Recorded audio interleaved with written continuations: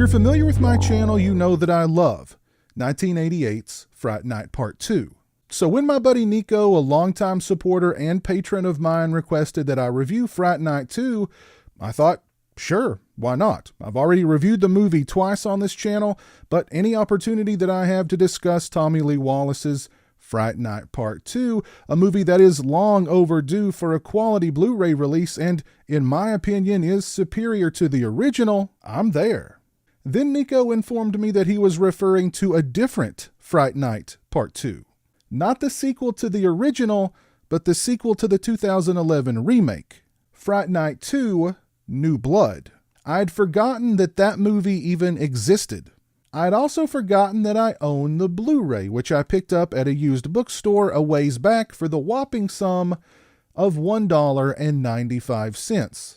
The plot revolves around a trio of American students studying in Romania who discover that their art professor is a creature of the night. They seek out the guidance of a paranormal reality television show host in order to help vanquish the vampire before it's freed from a centuries-old curse.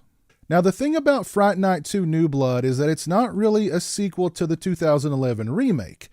It's actually more of a remake of the original in and of itself.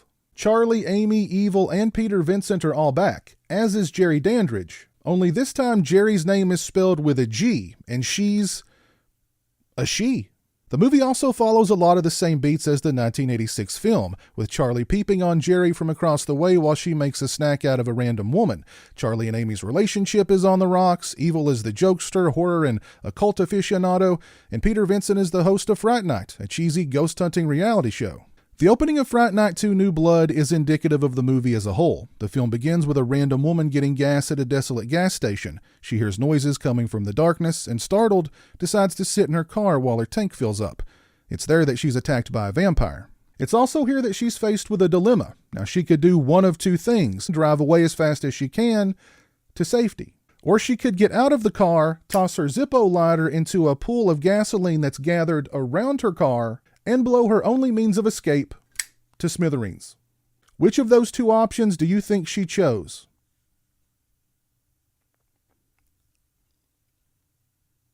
She blew her frickin' car up.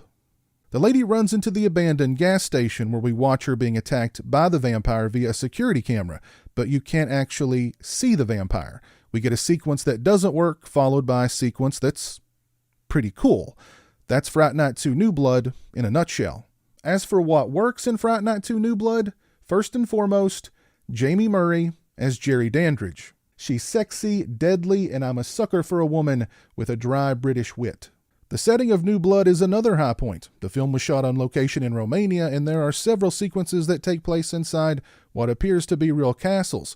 The movie also takes place almost entirely at night and has this cold, snowy atmosphere. There's a good amount of bloodshed in the film and a good amount of TNA, if that kind of thing floats your boat. Sick, disgusting animals. And we get a cool animated comic book style backstory sequence for Jerry. As for what doesn't work, all of the characters aside from Jerry are a little weak. Evil is annoying, and Peter Vincent spends about 90% of his screen time in a strip joint. You know what? Come to think of it, he may be the smartest character in the whole movie. He's like, yeah, you go fight that powerful vampire in the dark, cold, creepy castle. I'm good here. Will Payne, who plays Charlie, gives it his all, but I can't tell if he's overacting or if his co-stars are underacting a lot of the time. The third act of the movie is kind of messy, with characters dying and then miraculously coming back to life, characters showing up at the last minute to sort of save the day, and characters realizing that they have special powers just in time to save the day. It's as if they'd envisioned 3 different endings for the film and then decided to just throw them all in there. Fright Night 2: New Blood really isn't a bad movie.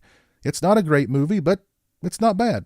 As a matter of fact, for a direct-to-DVD and Blu-ray sequel to the 2011 remake, which is really a remake in and of itself, it's way better than it has any business being.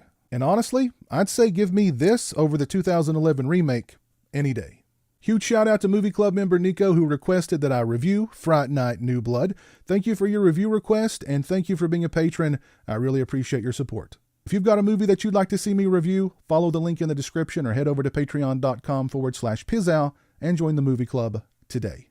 If you've seen Fright Night 2: New Blood, please let me know your thoughts on the film down in the comments section below. If you like this video, please leave it a thumbs up and share it on social media. If you're not following me on social media, those links are in the description. As always, thanks so much for watching. I really appreciate it. Take care, and until next time, peace. A huge shout out to all my patrons and channel members. I appreciate your generosity and support of my channel. Become a patron today and join me for exclusive live streams, get early access to videos, and have a say in what movies I review on my channel. Become a channel member and get access to exclusive badges and emotes to use when I stream. Links are in the description.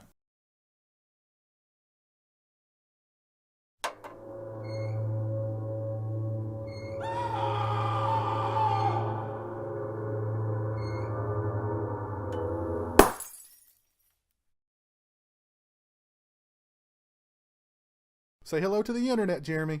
Hello to the internet.